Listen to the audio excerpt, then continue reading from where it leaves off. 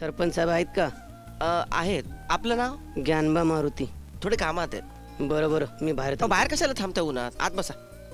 अहो खाली नका बसू, वर बसा ओसरीवर.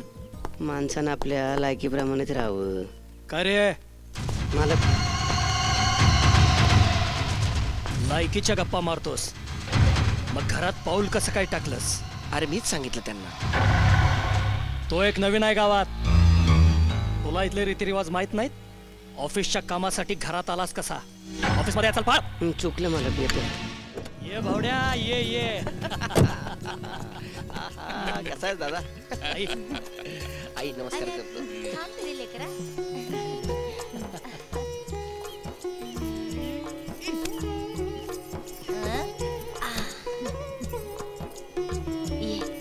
वहिनी नमस्कार करतो. आबा आशीर्वाद दे. तायडे कुठे दिसत नाहीये? अरे बाबा, तिचं लगीन ठरलंय ना व, तेव्हा जरा रुसून बसली. रुसती कुठली? लाजतीया. लग्न ठरल्यावर लाजायचं असतं का? आता आहे कुठे ती? त्यांच्या खोलीत. अरे अरे अरे तायडे, हळू हळू. अरे भावड्या, तायडे अजून झोपलीये?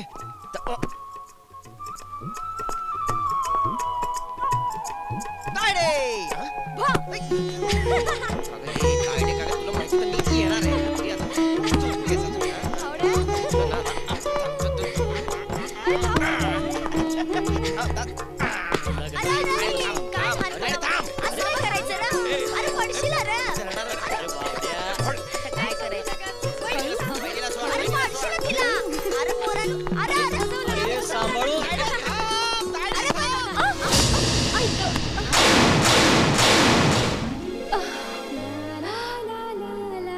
Sorry, extremely sorry. ऐक, आई. मायला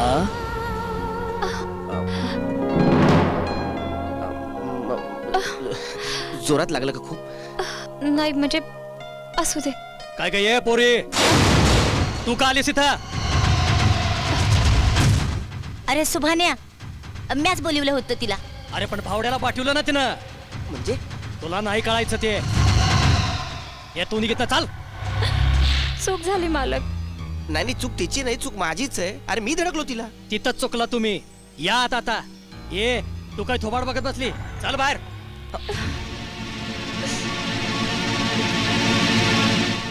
हो, तुम्ही बघत काय बसलाय? गरम पाणी काढा त्याला आंघोळीला. वय चले भावड्या, गंगाजलानं आंघोळ करून घे. गंगाजल ते कशाला? हे बघ भावड्या, तू आठवड्याच्या वर कधी गावात राहिलेला नाहीस. इथल्या या वाड्याच्या काही परंपरा, रीतीभाती, चालीरीती आहेत, त्या सगळ्या जपायला लागतात. तवा हितनं मोर हे कशासाठी, ते का, असलं काही विचारायचं नाही. जेवढं सांगतोय तेवढं करायचं.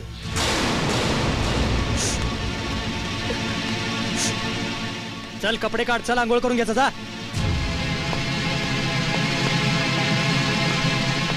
आई, भावड्याच्या कपड्यातल्या सगळ्या वस्तू काढून घे. बघण्या जी, भावड्याचे कपडे गावाच्या येशीबाहेर टाकून यायचे. आणि ऐक, त्या जागेवर जरा गोमूत्र शिंपड आणि सडा घाल. पण सकाळी शिंपडलं होतं ना. आता परत घातलास तर जमीन झिजणार आहे का तुझा हात मोडणार आहेत. जा लवकर.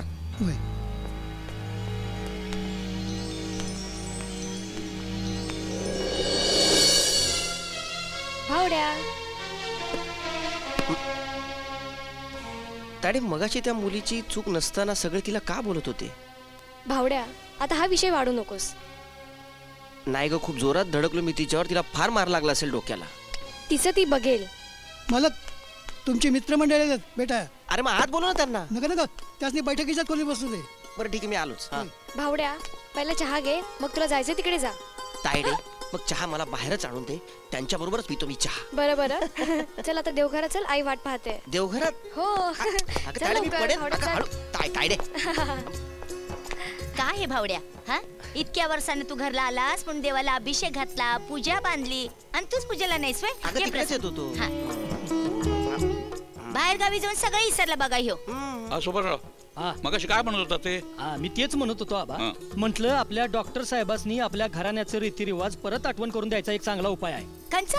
यंदा देऊया बारुडून. अक्षय माझ्या मनातलं बोललास बघ. आणि बरं का, ते परवा एका कार्यक्रमात आलेगावच्या जागीरदारची पोरगी बघितली आम्ही. चांगली वाटली आम्हाला. काय दादा? मी पण पाहिले तिला. सोबल का नाही तुमच्या भाऊजीला? नाही नाही हे लग्न बिग्नाचं काय काढलं तुम्ही? अरे म्हणजे काय? नाही नाही लगीन करायचं नाही बाहेर तुला? हा भैरी भावड्या, नाही म्हटलं गोरी गोमटी यस फॅस करणारी असली मेम सब तर पसंत केली नाहीस ना मग? अरे तिनं इनोच केला. पर कर सांग बाबा, लगीन झालं नाही ना तुझं? नाही हो आबा. आत्ता माझा जीव भांड्यात पडला बाई. भावड्या, आता इशय निघालेलाच आहे तर तुला एक गोष्ट स्पष्ट सांगतो. परक्या धर्मातलीच काय, परक्या जातीतली पोरगी बी चालणार नाही आपल्या घराण्यात. काय सुभानराव, अरे तो कशाला बघितलं परक्या पोरीकडे? हा, आपल्या जातीत काय कमी पोरी आहेत होय? एक सांग 100 रुपया करतो. नाही ते आपण बघूया लग्नाचं नंतर. आता माझे मित्र आले त्यांना तरी भेटू द्या मला. बरं जातो, भेटू. चहाचं बघा. बरोबर. पण सुभानराव, हे मात्र नक्की बरं का, या वर्षी भावड्याचा बार उडवून द्यायचाच. हा, आम्ही चला लागतो सगळे. तयारीला. चला चला. राजा भाऊ.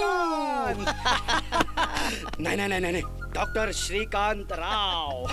बस बस बस बस बस राजा बस. राजा बस. कसं आहे, काय म्हणते तुझी समाज सेवा? चालू आहे थोडीफार. काय लग्न बिग्न करण्याचा निर्णय घेतलायस की नाही? निर्णय घेतलाय, पण मुलगी देणार कोण? तू समाजसेवा बंद कर, ही सेवा करतो म्हणून सांग की लग्न होणार तुझं. ते जाऊ दे, तुझं सांग. व्यवस्थित व्यवस्थित मस्त. छान. लंडनला किती वर्ष? 4 वर्ष होतो. बापरे. ओ काका चहा घ्या. जी 4 वर्ष होतो मी. तुला सांगतो मी, तिकडच्या आणि इकडच्या घ्या चहा घ्या. घ्या मालक, तुम्ही पण घ्या. तिकडच्या आणि इकडच्या कल्चर मध्ये फार फरक आहे. बर. मालक, सरपंच साहेब आहेत का? आहेत. आपलं नाव? ज्ञानबा मारुती. थोडे कामात आहेत. बरोबर, मी बाहेर अहो, बाहेर कशाला थांबता उन्हात? आत बसा. अहो खाली नका बसू, वर बसा ओसरीवर. माणसानं आपल्या लायकीप्रमाणेच राहावं. काय रे, मालक, लायकीच्या गप्पा मारतोस, मग घरात पाऊल कसं काय टाकलंस? अरे मीच सांगितलं त्यांना. तो एक नवीन आहे गावात, तुला इथले रीतिरिवाज माहित नाहीत? ऑफिसच्या कामासाठी घरात आलास कसा? ऑफिस मध्ये चल फार. चुकलं मालक, येतो. अरे काय महत्वाचं काम असेल त्यांचं? हे बघ भावड्या, आपल्या वेळेला आपलं काम महत्वाचं, आणि यापुढं माणसांना घरात घेताना लायकी बघून घेत जा.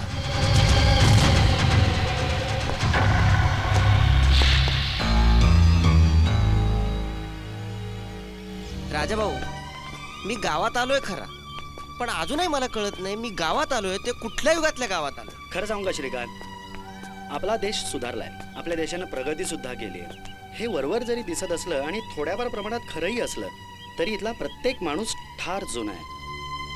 रूढी, परंपरा, संस्कृती याच्या नावाखाली प्रत्येकाने आपापल्या मनामध्ये एक भूत लपवून ठेवलंय. म्हणजे अरे बघ ना, 4 चौघात भाषणात ही लोक सर्व धर्म समभावाचा डांगोरा पिटत असतात, पण घरात मात्र इतरांशी भेदभावानं वागत असतात. आणि हे वास्तव प्रत्येक जण नाकारण्याचा प्रयत्न करत असतो.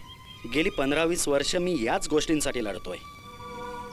अरे माणसाने माणसाला माणसासारखं वागवण्याची कला आपल्याला स्वातंत्र्याच्या 60 वर्षात नाही शिकता आली, तर आपल्याला माणूस म्हणून घ्यायचा अधिकारच उरत नाही. पण हे सारे ढोंगी. खरं सांगू राजा भाऊ, मी काकांकडे वाढलो, शिकलो, पुढे मी परदेशातही गेलो. तिथेही मी बघितलं, तिथेही भेदभाव आहे, नाही असं नाही, पण श्रेष्ठ कनिष्ठ, गरीब श्रीमंत, मालक नोकर असा भेदभाव. आणि हे सगळं असताना सुद्धा प्रत्येकाला प्रत्येकाच्या पदानुसार मान सन्मान आहे.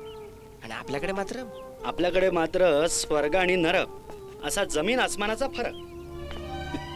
सवर्ण म्हणजे स्वर्गातले जणू देवच, आणि मागासवर्गीय म्हणजे नरकाच्या नालीतले किडे. हे माणसाच्या डोक्यात असतं ना, तर ब्रेन वॉशिंग करून कुठेतरी काढता आलं असतं. पण मनाच्या कप्प्यात कुठेतरी खोल, आपल्याला दिसणार नाही, आपल्याला कळणार नाही अशा ठिकाणी सुरक्षितपणे ते लपवून ठेवलेलं असतं. मग ते खैरलांजीच्या प्रकरणासारखं असं एकदम आपलं भयंकर रूप दाखवतं. राजा भाऊ, कोणत्या भ्रमात जगतात ती माणसं? हे तू म्हणतोयस असं, पण तू सुद्धा त्यांच्यापैकीच एक आहेस. नाही, मी असा कधी विचार केला नव्हता आणि करणारही नाही. तुझं काय रे, काही काळानं तू सुद्धा बघू. नाही, पण आता तरी मी असं ठरवलंय की निदान 5 वर्ष तरी या ग्रामीण विभागात राहायचं इथल्या रुग्णांची सेवा करायची आणि या गावातल्या डोळ्याच्या विकारांनी ग्रस्त असलेल्या रुग्णांना नवी दृष्टी, नवी उभारी देण्याचा प्रयत्न करायचा. तुला कसल्याही प्रकारची मदत लागली तर सांग, मी नक्की करेन. राजाभाऊ, तुझी मदत तर मला लागणारच आहे. कारण या समाजाचं मन जर मला कळलं काही नाही. काळजी करू नकोस. तू इथं राहा आमच्यात, मग तुला सगळं स्वच्छ दिसेल, पार आरपार दिसेल. काय श्रीकांत, तुम्ही डॉक्टर लोक डोळ्यांना देता ती नजर, या लोकांना गरज आहे ती दृष्टीची. आणि तेवढी जर त्यांना देता आली ना, फार उपकार होतील आमच्यावर. अरे काय राजाभाऊ, मी नक्की प्रयत्न करेन. All the best. तुम्ही डॉक्टर लोक डोळ्यांना देता ती नजर, या लोकांना गरज आहे ती दृष्टीची. तुम्ही डॉक्टर लोक डोळ्यांना देता ती नजर, या लोकांना गरज आहे ती दृष्टीची. तुम्ही डॉक्टर लोक डोळ्यांना देता ती नजर, या लोकांना गरज आहे ती दृष्टीची. राजाभाऊ, राजाभाऊ, राजाभाऊ, राजाभाऊ, मला मला सगळं स्वच्छ बघायचंय.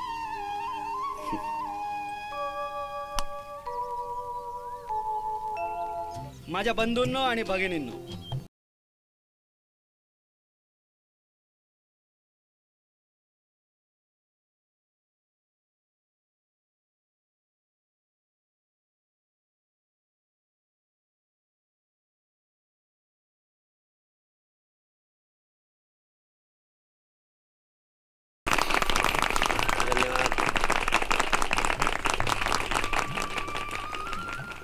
तसंच आपल्या गावचे प्रथम नागरिक आणि आपल्या गावचे सरपंच साहेब माननीय सुभानराव पाटील साहेब यांचं स्वागत सुद्धा माननीय श्रीकांतराव पाटील साहेब करतील अशी मी त्यांना विनंती करतो.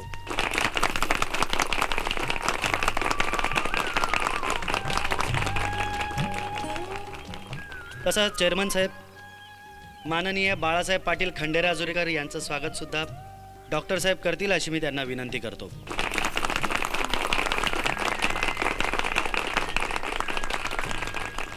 आणि आता आपल्या गावचं लाडकं व्यक्तिमत्व माननीय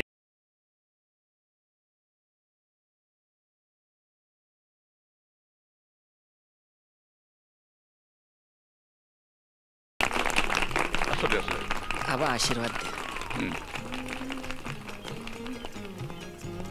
आपल्या गावात दृष्टी जनसेवा रुग्णालय सुरू होणार आहे. या रुग्णालयाच्या नामफलकाचं अनावरण माननीय आमदार साहेबांनी करावं अशी मी त्यांना विनंती करतो. चला सुभानराव. हा चला चला. चला बसा. आले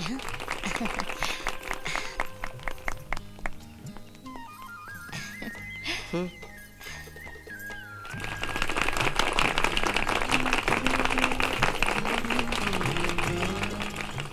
फलकाचं अनावरण झालेलं आहे. आता दृष्टी जनसेवा रुग्णालयाचं उद्घाटन फीत कापून करण्यात येणार आहे. फीत कापण्याचा कार्यक्रम ज्या व्यक्तीच्या हस्ते होणार आहे त्या व्यक्तीची निवड स्वतः डॉक्टर श्रीकांतराव पाटील साहेब यांनी केलेली आहे. त्यांच्या या निर्णयाबद्दल मी त्यांचे आणि त्यांच्या कुटुंबियांचे शतशः आभार मानतो. आणि फीत कापण्यासाठी मी आमंत्रित करतो श्रीमती भागाबाई सोनोणे यांनी.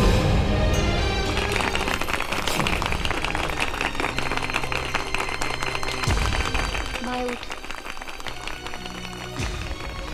सावकाश. सुभा